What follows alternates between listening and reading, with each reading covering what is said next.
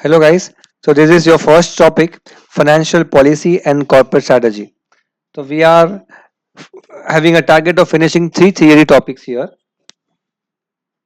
So, when the exams are going on of some students, you can watch it at your convenience. And I'll be trying it. All the sessions are already there on YouTube permanently. So, you can refer it whenever you want to. First, clarity and disclosure. You can say that please don't try to buy hard this. Just read with me and when ever you get free वो YouTube पे जाके audio सुनते जाना. Approximately हम इतनी theory cover करेंगे जिसका exam weightage 15 marks है. ठीक है. तो विल ट्राई कि आपका अगर वहां पे भी थोड़ा सा हमारा इम्प्रोवाइजेशन हो कि we have done a preparation to theories also. Exams के अंदर कोई चैलेंजिंग क्वेश्चन आ गया तो we all will have a backup. And the theories are not that simple कि हम डायरेक्टली जाके शूट कर सके. इतना ईजी नहीं है. Let's start. The first question appearing here is regarding strategic financial decision making framework. Now, to understand the framework, the overview of the topic, right? कि decision making business में जो है फाइनेंशियल डिसीजन मेकिंग उसके aspects क्या है, उसका framework क्या है. तो ये बहुत सीधा है. ये कहता है कि भाई पहला तो कैपिटल की जो इंपॉर्टेंस है, कैपिटल की पैसा का जो इंपॉर्टेंस है वो बताया गया है. बोला capital investment is a spring board for wealth creation. इसका मतलब ये होता है कि पैसा पैसा लाता है. Money creates money, right? So you can say money wealth is being created through capital. So capital investment is springboard for wealth creation. So that's very important here कि इसके बिना तो वेल्थ नहीं आ सकती. नंबर दो कहता है कैपिटल लाता कौन है. तो इन्वेस्टर्स होते हैं. उनको क्या चाहिए, उनको चाहिए क्या, better returns with less risk. उसके लिए वो क्या करते हैं, बेटर इन्वेस्टमेंट अपॉर्चुनिटीज ढूंढते रहते हैं जिनसे उन्हें अच्छा रिटर्न मिल जाए और रिस्क कम हो. तो अब मैनेजमेंट क्या करते हैं. मैनेजमेंट मतलब कंपनी के अंदर जो इंडिविजुअल पर्सन है उनको रन करने के जो बोर्ड्स होते हैं उसे हम मैनेजमेंट कहेंगे इन केस ऑफ कंपनीज. तो management has a responsibility towards its stake holders, specifically shareholders. तो what is the target year कि जो भी शेयर होल्डर्स की एक्सपेक्टेशंस है उस एक्सपेक्टेशंस को फुलफिल करना in terms of giving them the expected returns what they expect is nothing but what is nothing but the duty of management. ये आपका तीसरा फ्रेमवर्क आता है मैनेजमेंट में कि the duty of management towards its stake holders. उनको क्या करना है, ऐसे अच्छे इन्वेस्टमेंट प्लान्स ढूंढने हैं जिनसे वो इन्वेस्टर्स के नीड्स को कवर कर सके इन अ स्ट्रेटेजाइज्ड मैनर. लेकिन दिक्कत ये है कि कैपिटल की जो बात हो रही थी स्प्रिंग बोर्ड बेसिस पे, वो कैपिटल एक लिमिटिंग फैक्टर है because of which the management को ये दिक्कत हो जाती है कि इतना फंड है और 5 ऑप्शन है धंधा करने के लिए.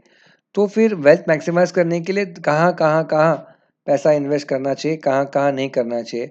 और ये जो कन्फ्यूजन है कि भाई पैसा इन्वेस्ट कहाँ होना चाहिए, कहाँ नहीं होना चाहिए, कहाँ से लाना चाहिए, कहाँ से नहीं लेना चाहिए, क्या उसका ऑप्टिमम कैपिटल मिक्स होना चाहिए, कहाँ इन्वेस्टमेंट डिसीजन होना चाहिए, कौन सा वायबल है कौन सा वायबल नहीं है, ये सब ही हमें स्ट्रेटेजिक फाइनेंशियल मैनेजमेंट को करने से मजबूर करता है. मतलब we have to understand the theoretical part of strategies to answer the question of limiting factor money, utilization of the same by way of investing, and raising the same by way of capital structure. So to summarize, the first element is कि the framework includes capital, investment, investors, and management. Capital is the core limiting factor and the springboard for wealth creation. Investors are intending to maximize the returns, respect to minimizing the risk, and the duty of management is nothing but to find the optimum investment plans available to satisfy its investors. Now, it's not that easy to identify it, it's not easy to run it, it's not easy to execute it. And to make it better and make it viable for the investors, you need to have a plan, you need to have a policy. And that's what the topic is all about. This starts with a line which says that every business should have three essential elements: strategy, finance, and risk management. Strategy, finance, and management. It says that whatever are the objectives which you see got to have a strategy to achieve the same. Now you should have a clear and realistic strategy, and to achieve that strategy, you need to have financial resources, you need to have the adequate controls and systems to see it through, and most importantly, you need a management who can make that process make it happen, who can make the process to make it happen, or who can utilize that finance resource in the right direction, in the right way, for a right duration for the entire project to make it a viable business opportunity. So every business has three mantras: strategy, finance, and management. Strategy is like the roadmap to accomplish. Finance is the resources, you can say that, the controls, the systems to just make ensure it is going through, and you need a person who can do it better. The systems ka verification, monitoring, executions, that is through the management. So strategy, finance, and management comes up here. They have given the meaning of the word strategy too, which I have kept it niche, not that important. It says that what is strategy? If you see the definition, it's like a boring one. Let me read it once. Strategy may be defined as a long-term direction and scope of the organization to achieve competitive advantage through the configuration of resources with a changing environment for the fulfillment of stakeholders' aspirations and expectations. कुछ भी समझ में नहीं आता, समझते हैं ऐसे। Strategy क्या है? स्ट्रैटेजी लॉन्ग टर्म होती है, एक important line. Short term strategies को हम शायद हम शॉर्ट टर्म गोल्स कह सकते हैं, but strategies will be long term. Direction long term का है। अब वो लॉन्ग टर्म डायरेक्शन किस बेसिस पे है? कि हमारे जो स्टेक होल्डर्स है, वो स्टेक होल्डर के जो एस्पिरेशंस है, जो एक्सपेक्टेशंस है, उसे हमें अकम्प्लिश करना है through the resources. Share holders के ऑब्जेक्टिव को रिसोर्सेस के थ्रू अकम्प्लिश करने का रास्ता स्ट्रैटेजी है। मैं कहूं कि if I say that, okay, suppose my sister intends to have an iPhone after 1 year when she clears your science standard. Now that is her objective and I want to accomplish it. Okay. Now what money I have, what resources I have, so ensure it that after 1 year I have enough amount of money to get an iPhone. So that I should make a strategy for that, how much I will save, how where I'll invest, etc. That's the simple thing what I've said. Now what is strategy? Okay, whatever are your long-term plans, that long-term plans has to be accomplished through the resources. Long-term plans of whom? The stakeholders. How do you achieve the long-term plans of investors? Through the available resource जो है उससे चलाना है, और resources से वो strategies को हमें फिक्स करना है so that we can achieve our expectations. Question 1 पूरा हो जाता है। Your framework, your strategic financial decision making framework. Decision making framework is basically nothing but, if you understand it better now, the problem of allocation of resources. Decision making कहाँ पे है कि resource को कहाँ अलोकेट करूँ, दूसरा कहाँ पे है कौन सा रिसोर्स लूँ, कैपिटल रेस कहाँ से करूँ और कैपिटल इन्वेस्ट कहाँ पे करूँ। तो रेस करने वाला इंसान जो है, मतलब जो इन्वेस्ट करने वाले को इन्वेस्टर कहते हैं, मैनेज करने वाले को मैनेजमेंट कहते हैं, और उस कैपिटल को हमने यहाँ पे लिमिटिंग फैक्टर माना है। तो to summarise again, capital, investor and management are the three cost terms which has to be referred for. Business के लिए कितने तीन टर्म्स है? Strategic, financial, management. Strategy, finance and management, that is what we learned. Second आता है what are the functions of SFM. Strategic, financial, management के functions क्या है? तो हमने जो एसएफएम सीखा वो उसका बाइफर्केटेड वर्जन, यू कैन से सब बाइफर्केटेड वर्जन क्या है? तो पहले कहता है कि अगर आपको स्ट्रैटेजिकली फाइनेंस मैनेज करना है तो आपको ये समझना है कि ढूंढते रहो। अच्छा कोई धंधा है तो बता, अच्छा कोई बिजनेस है तो बता, अच्छा कोई कोर्स है करने के लिए तो बता। तो whenever you get time, you are in search of better investment opportunities. As a student, you are in a search of better education course. As a student, you are in a search of better CA firms. As a student, you are in the search of second better degree. Jobs कौन से अच्छे हैं, कौन सी internship and all blah blah blah. तो वैसे ही a businessman has to be in continuous search of investment opportunities. A business moving forward, he has to select the best out of the search as its profitable opportunities, उसको select करना है। और आपको that's what you say कि वो selected opportunity के capital को raise करने के लिए optimum capital mix, we have learn this all stuff के कैपिटल स्ट्रक्चर मिक्स में हम ईपीएस ढूंढते हैं, और फिर प्लान 1, प्लान 2, प्लान 3 में से जो सबसे बेस्ट प्लान होता है उसको हम चूज कर देते हैं। वैसे ही we are determining the optimum capital mix funds. After analysing it, हमने बिजनेस शुरू कर दिया होगा। Every year we may analyse it, every quarterly we may analyse it, every day we may analyse it के results for future decision making. हम उस पूरे साल के बिजनेस को, क्वार्टर के बिजनेस को एनालाइज करके we can identify the better plans. Establishing a system of internal control, मतलब after learning a bit, or you can say on a proactive basis, we should also establish a proper control which will try to avoid the risk of frauds, misappropriation, etc. Next important outcomes is better best dividend decisions and optimal investment portfolio. Say dividend has an impact on wealth, because there are people who are laymen who still understand that dividend nahi diya तो problem, अच्छा नहीं कम नहीं दिया तो अच्छा है कम नहीं। तो that is something which always can be consider. We have already learn that in Walter's model, M&M model in your IPCC. So that is also a strategic financial management function which can be taken over here. And the last important stuff is optimum investment portfolio. What do you mean by optimum investment portfolio? I'll summarize it this way. Okay, every portfolio refers to different kind of products, different kind of business what you have invested money in. Say Tata Motors, Tata Steel, Tata TCS, and there are many, Reliance Train, Reliance Brands, Reliance Retail. Then you can say the petrochemical part, the clothing sectors. There are so many brands connected to it. So in Reliance Geo communication sector, then you have now internets के लिए 5G and all coming up. So can I say that okay, every business today have not kept it constantly with the same thing what they used to do earlier. They've always diversified. Why they have diversified? Because they've understood it very well कि अगर हम कोई भी एक धंधे पे रहेंगे ना तो वो धंधा कभी भी बंद हो सकता है। धंधा कभी भी बंद हो सकता है। I've seen it with Nokia. They've just went out of it when they were consistently developing the keypad phones, and they could not just upgrade themselves to the touchpads, the Androids, etc. Stick to a same thing, you may get out. That वो तो सिर्फ आपकी technology outdated हुई, but business भी outdate हो सकते हैं। The clothing industry before people use to have only people should stitch the clothes, the materials की वैल्यू ज़्यादा थी, मतलब more demand of the same today, more of readymade, less of tailoring and all that.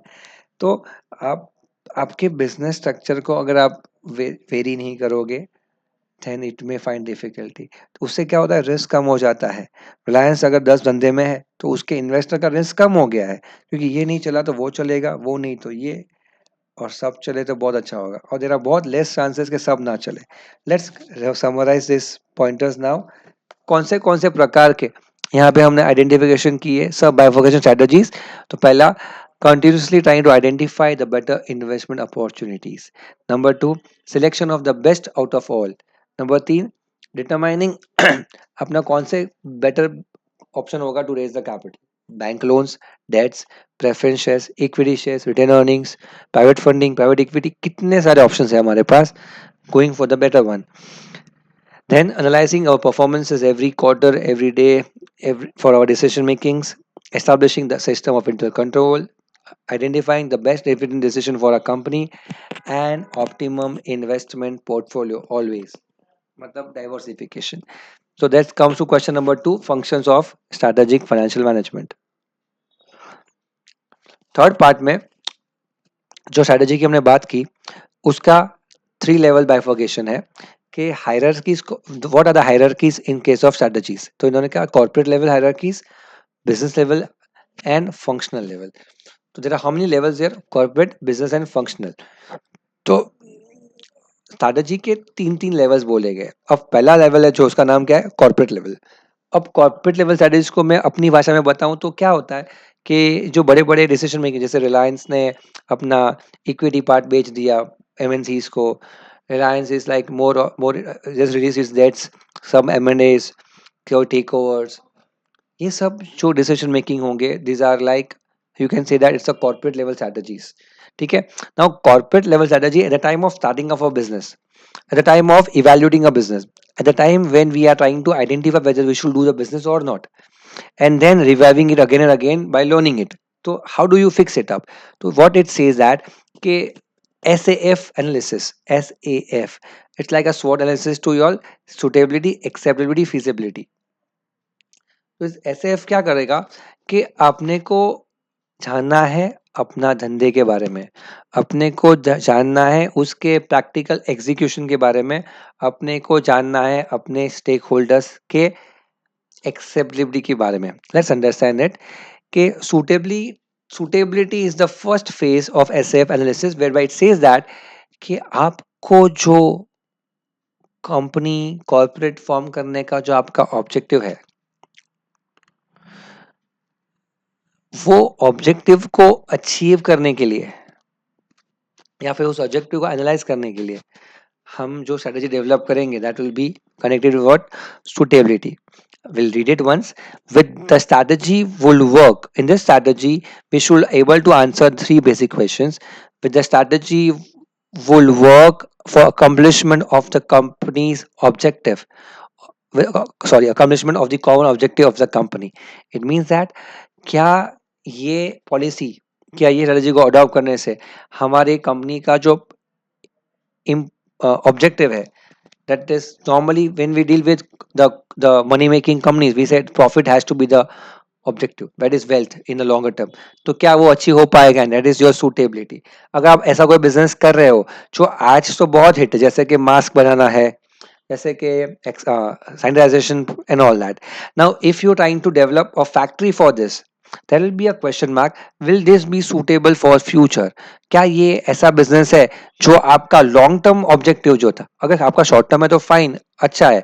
there are companies like Parle, the companies who are not into sanitation sector earlier are into this on a temporary basis. Parle is not intending to make it long term, but if you are intending to have a long term issue, long term vision, that is you have entering into a product which should give you returns for years and years, then there might be a chance that post COVID everything goes well. You might not need sanitizations to that extent. You might not need mask to that extent. तो it depends, मतलब suitability को आप identify कर सकते हो इन terms of what कि आपका objective क्या है. Objective may be long term profits, objective में भी मार्केट कैप्चर, ऑब्जेक्टिव में भी to just makes cost to cash. जैसे पतंजलि है, they don't have an objective of earning profits extensively. They have a mixed match approach कि whatever we earn finally it has to go to public, right? It's like reinvestment zones, but they earn a profit for maximization of reinvestments.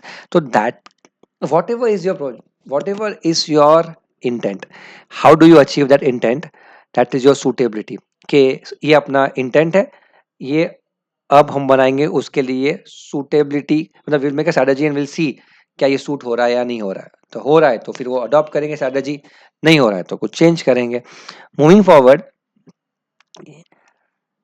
ये कहता है आपने जो strategy adopt की to earn profits, for example तो हम लोग का लॉन्ग टर्म ग्रोथ का था, तो हमने क्या सोचा कि यूएस एंड ऑल जहाँ पे बहुत ठंड पड़ती, Canada and all that, we can make leather jackets for the same. And leather jacket ऐसे जो आपको -10 में भी it can comfort you at a better level.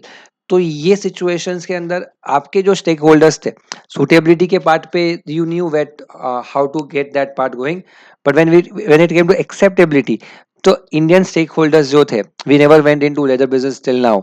तो there might be a situation whereby financially or non-financially the strategy what we're trying to adopt to enter into may not be feasible for some group of shareholders. It may be not, regarding ethics, the religious, etc. There might be government regulation regarding export of leather if you're slaughtering in India. So, if the shareholders might not be happy in that case. Maybe the majority of Hindus might not favor to use clouds. Maybe I'm not concluding anything here. Maybe they might not be happy to slaughter it for for export of leather purpose. Maybe that can be a case. So there are many. There have some of my clients are into portfolio management, and they probably say okay, there are some. We have some clients who are also into portfolio, who are investors of us, but they are very strict respect to the investment zones. They don't want to invest in the companies who are dealing in this kind of a stuff. अब ये Domino's वाला जो company था, नाम भूल गया मैं अभी, याद नहीं आ रहा है मेरे को. हाँ, तो the company was producing different kinds of, ये बोलते हैं ना पिज्जा के. I hope I can recollect later sometimes. So there are companies who do this slaughtering ka business better and they're listed and giving good returns. But there are some decision makers who don't want to invest there. Anyways, the third element comes is feasibility. Now feasibility comes up here is, am I able to arrange what is required for, like capital, the approvals, the licences etcetera. तो क्या होता है ना कि acceptability के अंदर stake holders का part, और यहाँ पे कैपिटल कैपिटल आपके पास उतना रेज करना है वो आ सकता है क्या, क्या इंडिया में हमें लाइसेंस मिल सकता है क्या, क्या हमें वो रॉ मटेरियल मिल सकता है क्या। तो there are many steps to it.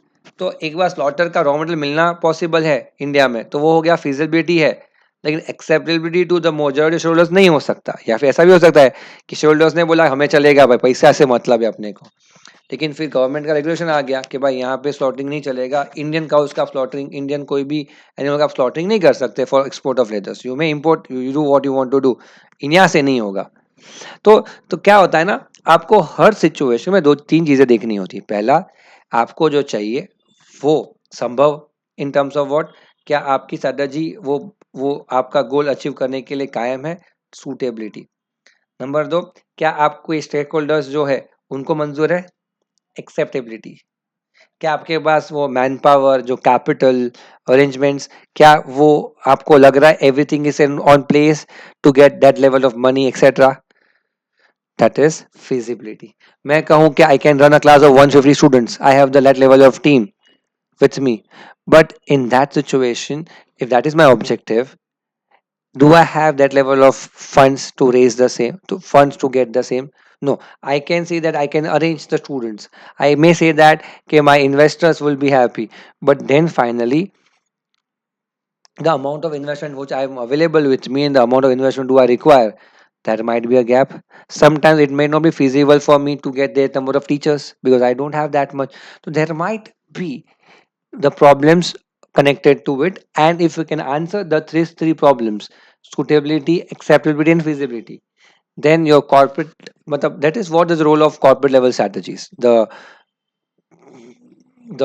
you can say the MDs, the CEOs, the CFOs are basically inclined to this stuff. If these things are done, then they have the manpower, which are second level, third level manpower people who can just make the business level strategies and finally the functional level strategies to accomplish the same. Now, what do you mean by business level strategies and functional level strategies? तो business level strategies में क्या हो जाएगा कि every business which company is into, जैसे हमने ऊपर portfolio की बात की थी कि डिफरेंट पोर्टफोलियोज हर कंपनी के हो सकते हैं, तो हर बिजनेस के लिए अलग अलग स्ट्रेटेजीज डेवलप करना, जैसे कि डिस्काउंट ऑफर्स देना, बिजनेस लाइंस के अंदर पेनिट्रेट करना, tie-ups, mergers, whatever they want to do in a business level के पार्ट पे। तो there might be a perspective कि every profit center having its own strategies will be called as business level strategies. If I say an example again, if a company like Patanjali, who has different varieties of products, say they have products connected with medicines, the cosmetic lineup, the food stuff, the health product. Agar if you see in a advertisement of a particular product only, कि if you say aloe vera gel का advertisement, if you try to find out advertisement of a particular product only, say coronil, अब Covid था तो उसका ad बहुत देखा मैंने news channels पे, तो that becomes a business level strategy to develop the same. पर अगर पतंजलि ब्रांड का कोई प्रमोशन हो रहा है, जैसे पतंजलि ने बोला था, that was a shocker कि if there is no one then IPL may be sponsored by Patanjali, तो that is not a business level strategy, then that becomes a corporate level strategy whereby you're trying to do something in connection with overall brand, ठीक है। तो business level strategies is a step downside aspect to your corporate strategies। यहाँ पे every business को अलग अलग treat किया जाएगा। इफ रिलायंस हैज 10 बिजनेसेस तो हर एक बिजनेस के लिए अलग अलग स्ट्रेटेजीज बनाई जाएगी।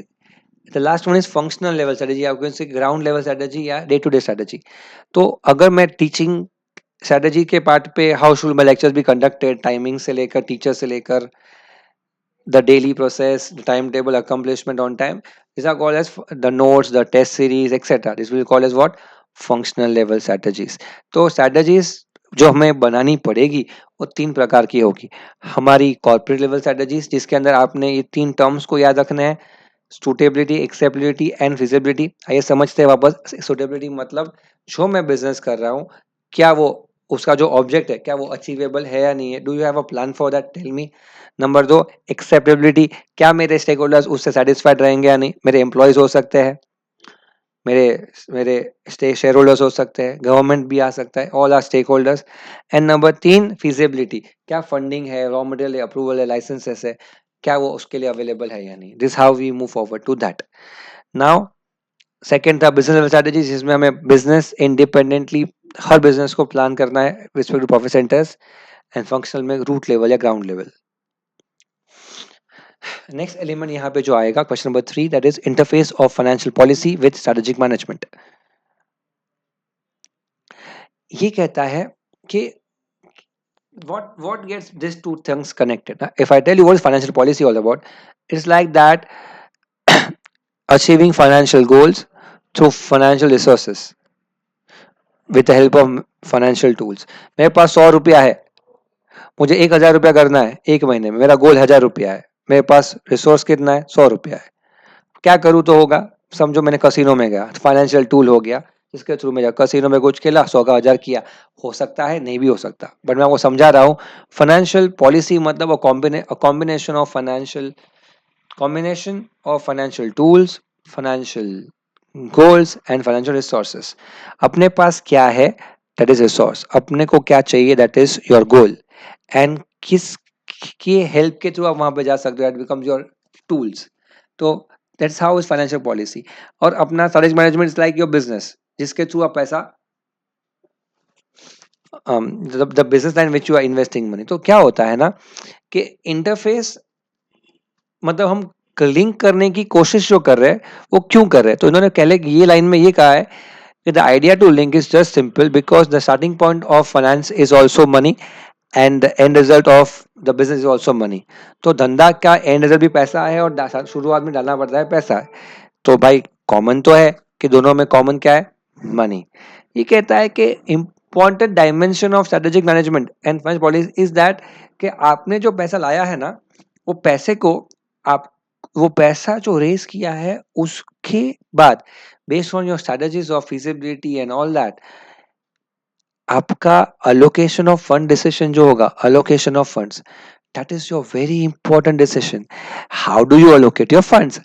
अब होता क्या है ना, allocation of fund is not a joke, it's the most difficult stuff what an enterprise could face off. If I'll tell you an example for the same, imagine करो कि आपके पास अलग अलग, imagine करो, चलो we can go very very on a very lower side, कि if I imagining कि lockdown में किसी बंदे ने सैंडविच का स्टोर ओपन किया।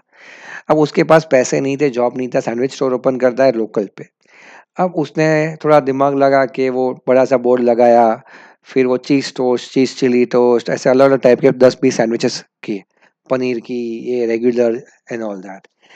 इन सम टाइम ही थॉट कि यार आई नीड ₹10,000, उसमें से मैंने 5,000 रुपया ये सब स्टॉल लगाने में लगा दिया, मेरे पास 5,000 रुपया पड़ा है। अब इमेजिनिंग के एवरी डे का रॉ मटेरियल आना एंड ऑल दैट खर्चे जो है, he started thinking if I'm baking sandwiches and if I bring paneer and veggies and all that stuff up, sometimes it happened कि यार कोई आया ही नहीं and my stock जो था वो सब खराब हो गया। मेरा ब्रोकली, मेरा चीज, मेरा it got spoiled because I opened it up and no, finally no one arrived. There might be a case that on Saturday, Sundays there were some more people coming up to my stall, but unfortunately that time I was off. I had no sandwiches. And उसके बाद उसको क्या notice हुआ कि I was lacking grilled sandwiches. तो some people ordered grilled sandwich, but I had no grilled sandwiches, so I was basically not able to serve them. धीरे धीरे ऐसे करते करते he started thinking कि यार should I also sell grilled sandwiches? Should I also have with Frankie's, some cold drinks, etc. to just help my business? तो क्या हो रहा है ना, पता है, धीरे धीरे वो सोचने लगता है कि मेरा अलोकेशन जो हो रहा है वो ठीक से हो रहा है या नहीं हो रहा है। Should I have more sandwiches every day, should I have less sandwiches every day.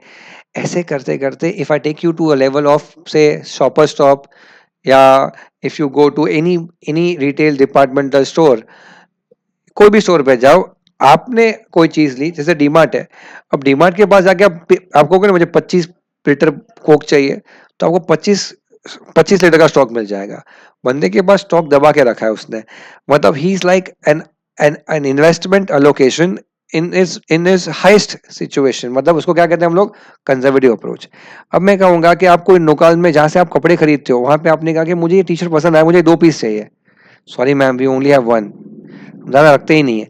उसने कहा कि एल नहीं, मुझे एक्सेल चाहिए। Sorry ma'am, we have only L, and then we have one and XL but it sold out. तो we don't have 2 pieces of the same. Again the problem comes of what, allocation, कि आपका पैसा जो आपने धंधे में डालना है उसके अंदर आपको कौन सी आइटम रखनी चाहिए, कौन सी नहीं, दैट्स अ बिग डिसीजन। मैं आपको बोलूं कि अगर एक छोटा सा किराना वाला मेरे बिल्डिंग नीचे है, उसको मैं पूछूं तेरे पास मैगी है क्या, वो बोलेगा हाँ है। वो मैगी बोल के वो मुझे टॉप रेमन का मैगी दे सकता है, वो पतंजलि का दे सकता है, वो मैगी वाला मैगी दे सकता है, नेस्ले का, या फिर देयर आर सो मेनी छोटा छोटा brands coming up now who sells it. Now sometimes what happens, तू कोई और ब्रांड है, मुझे नहीं चाहिए। क्यों? मैं ये नहीं खाता। अरे यार, मैंने कहा ये वाला ब्रांड ले लिया, धंधा नहीं हो रहा है।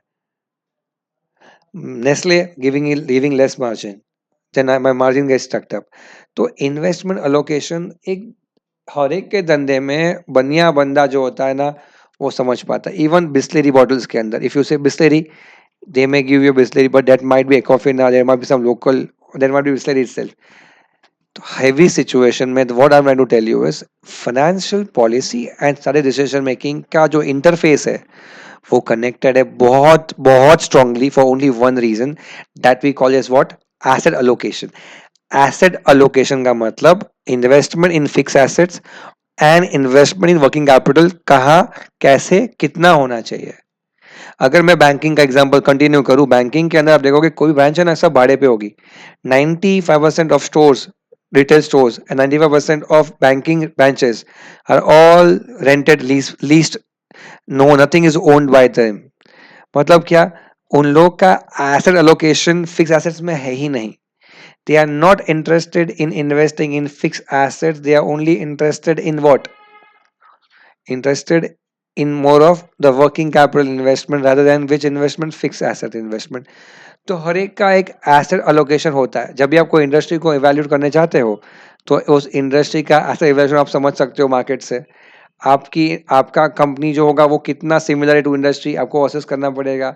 How do you want to work, how is your strategy, is it similar to the strategies going on in that industry, और do you want to change the pattern. अब जब जियो आया तो उसने स्ट्रेटजी पूरी चेंज कर दी। जियो ने कॉलिंग ही free करके पूरा पूरा गेम ही चेंज कर दिया। पहले गेम कॉलिंग का था, अब गेम चेंज होके डेटा पे आ गया, कॉलिंग ऑलमोस्ट फ्री हो गया। तो this are the strategies where you want to invest money for, that's how it is. And the last important part in that criteria is even your dividend decision making. The company's policy towards dividend will also have a the will also have an interface connected with finance and your business decision making, क्योंकि जितना ज़्यादा dividend दोगे शायद तक उससे आपका जो returns, जो उससे जो आपका कैपिटल रिक्वायरमेंट है फॉर योर ग्रोथ या expansion, it may gate hampered, because immediately पैसा लेना मार्केट से या इक्विटी से वो पॉसिबल नहीं हो पाएगा। तो अगर आप डिसीजन डिविडेंड नहीं देते हो या कम देते हो, there might be a good chance कि आप वो पैसों को री इन्वेस्ट कर सकते हो, विच मेन मैक्सिमाइज योर रिटर्न्स।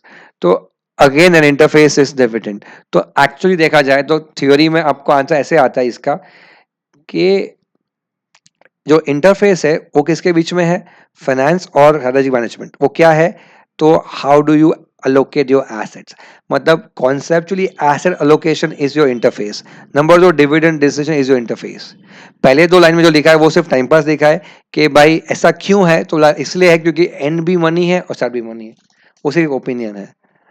हम और आगे जाए तो अभी जो नेक्स्ट क्वेश्चन आता है हमारे पास, question number 4, that happens to be on sustainable growth. अब ये कहना ये चाह रहा है कि ग्रोथ भी अलग अलग टाइप्स के होते हैं। A growth which sustains for longer duration, a goal which is for a shorter duration, etc. अब कहना यहाँ पे इनका ये है कि environmentally we can have sustainable development, financially we can have sustainable development। तो it's not only about environment here कि we it's just to think about environment we can go sustainable growth, no ऐसा नहीं है। Environment तो एक aspect है ही जो हमें कंट्रोल करना चाहिए, कवर करना चाहिए, बट फाइनेंशियली भी अगर आपका ऑब्जेक्ट प्रॉफिट मैक्सिमाइजेशन ना हो और वेल्थ मैक्सिमाइजेशन हो तो आपका ग्रोथ फास्ट या स्लो नहीं, स्टेडी होना चाहिए। फास्ट या स्लो नहीं, स्टेडी होना चाहिए, क्योंकि ऐसा माना जाता है और ऐसा ऑब्जर्व किया जाता है, जो बहुत दौड़ता है वो गिरता है, और जो चलता है वो तो दौड़ेगी नहीं, कब पहुंचेगा पता नहीं। तो स्टेबली ग्रो करता है, उसका ग्रोथ कभी टूटता नहीं है। मतलब ये कि sometime suppose example, we have a batch size of in inter 30-35, in foundation 40-45, and in finals we have 25 to 30 का sizes. Now suddenly if I jump up my size to demand आया और मैंने कम समझो 70-80-90 का बैच बना दिया, I'll crumble, because even there you have to understand it's a slow and steady process. 90-100 करने गए, if I am not able to give the services which we expect in a group tuitions, we need to assess for. Now everywhere, fast growth and slow growth is not the solution for sustainable development and wealth maximization. So my intent is not to earn profits. 2 महीना कमा के छोड़ दिया ऐसा नहीं, 1 साल 2 साल कमा के बंद हो गया ऐसा नहीं। अगर धंधे में पैसा दबा के कमाना है तो टिकना पड़ेगा, और टिकने के लिए सस्टेनेबिलिटी इंपॉर्टेंट है। टिकना है तो सस्टेन होना पड़ेगा। आप खाली दौड़ के स्कीम लाओगे, there are so many applications, startups coming up, Food Panda, then you had so many, Yatra.com was there, Musafir for travelings and all, and there were so many other startups which was helping us for our day-to-day matters, and it just got wiped off after 1 year. And you know why? These were all like boosting up to the funding available to that, and you just want to grow it immediately. तो वो growth possible नहीं। आज उबर और ओला है, they are not that, they are making profits, they are stably, ola was someone who was making some part of profits now। तो ऐसा नहीं कि एक दिन आके चालू हो गया प्रॉफिट्स, सस्टेनेबली ग्रो करोगे तो प्रॉफिट होगा। हम बात कर रहे हैं ग्रोथ की, और ग्रोथ से क्या होता है, वेल्थ मैक्सिमाइजेशन होता है, शॉर्ट टर्म गोल्स नहीं हो सकते। इसी के अंदर लॉ ने उन्होंने एक एग्जांपल दिया है आपके आपके मॉड्यूल के अंदर। Example is of, if you see the third part two this, there's an example of fuel industry, and normally they do a negative marketing in fuel industry because it's a demarketing campaign that says that please save fuel, avoid misusage of fuel, etc. Even in your cigarettes and ads you see that cigarette are not good for health, etc. तो ये सब चीजें क्या है, this all stuffs are trying to go for which marketing finally, it's like keep some fuels for the future generation also. Now that will count for what? Sustainable development. That will count for sustainability. It's an example to that. But I think you should understand one thing very importantly. Sustainability may not be connected with environment only. That is our responsibility ethically to it. And along with that, there is something called as financial sustainability also, जिसमें जब आप financial sustainability पे आते हो तो आपका wealth जो है, उस जैसे ना कंपाउंडिंग बेनिफिट होता है, वैसे इसका कंपाउंडिंग बेनिफिट जाता है।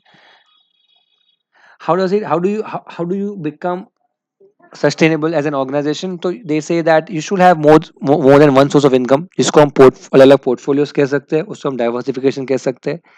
Then you should always have a good public image. There should be a trust factor connected to it since 1969, since 1990. That's all which you say, trust factor creations, brandings, goodwills. You should have adequate strategies all time and again, evaluating the strategies all time and again, actions, financial plannings. ठीक है, तो this is a small stuff के how do you get the sustainability in real life. And the last question to the same guys is in relation to, I've just tried to give it a mathematical approach to sustainable growth here. This is not part, this is not given directly in the module, but they have just given some terms which means this. So I have just elaborated more by giving an equation connected to that, and I'll be explaining you this equation also. Stay focused for 5 minutes more. तो sustainable growth, right? Now growth sustainability मतलब constant, constant मतलब Gordon, Gordon मतलब K E is equal D one upon P zero into 100 plus G, G माने growth, G is equal to B into R, B माने retention ratio, and R माने rate of return on retain earnings. तो यहाँ पे आती है कहानी हमारी बी इंटू आर वाली, जो हमने पढ़ी है इंटर में भी और फाइनल में भी, कि ग्रोथ कांस्टेंट होगा तो हम इस यूज कर सकते हैं। और ग्रोथ मतलब क्या, कि अगर आपका फंडिंग आप इक्विटी को री इन्वेस्ट करते हो तो आपको कौन से रेट से पैसा मिलेगा, वो री इन्वेस्टमेंट में, वही ये फॉर्मूला है, उसको हम ग्रोथ कहते हैं। बी मतलब क्या, रिटेंशन रेशियो। 10 रुपए का ईपीएस था, 4 रुपया डिविडेंड है, तो 6 रुपया क्या हुआ, नहीं दिया। वो 6 रुपया नहीं दिया 10 में से, तो 60%, 60% क्या हो गया आपका, रिटेंशन रेशियो हो गया। और आप जो नॉर्मली अर्न करते हो से 10%, तो 10% into 0.60 6% will be your G growth. लेकिन इस ग्रोथ को हम कनेक्ट कर रहे हैं, कनेक्ट किसके साथ, आइए समझते हैं। हम ग्रोथ को कनेक्ट करना चाहते हैं हमारे परफॉर्मेंस ऑफ बिजनेस के साथ, that is asset turnover ratio, that is profit margin ratio, that is your retention ratio and your leverage. मतलब इस फॉर्मूला के हम ब्रेकअप पे जाते हैं, तो आइए देखते हैं। बी इंटू आर में आर जो है उसका फॉर्मूला क्या होगा, E upon earnings upon equity. E मतलब अर्निंग्स का रेशियो, मतलब अर्निंग्स कितना कमाया, 10 लाख रुपए, किसके ऊपर, 100 करोड़, 1 करोड़ रुपए, वो हो गया क्या, अर्निंग्स बाय इक्विटी रेशियो। अब ये जो आपने पैसा कमाया है, एक पैसा कमाने के लिए आपने कोई एसेट खरीदे होंगे, अग्रीड सर। तो ये अर्निंग्स, अभी मैं क्या करूंगा, इसको मैं सब एफोकेट करूँ इन टर्म्स ऑफ एसेट्स। तो मैंने क्या किया, earnings by assets, sorry, earnings by assets and your assets by equity. तो मैंने दोनों जगह पे क्या ऐड कर दिया, एसेट। जब उसको मैं कट कर दूंगा तो फाइनली तो यही बनेगा जो ऊपर पहले से था। तो I am trying to outperform, I am trying to oversee the performance in terms of what, the impact which asset has towards growth. अब ये एसेट को मैंने कहा कि ये एसेट मतलब नेट एसेट्स, मतलब fix assets plus net working capital, ये एसेट होते हैं हमारे, मतलब C minus C L plus fix assets.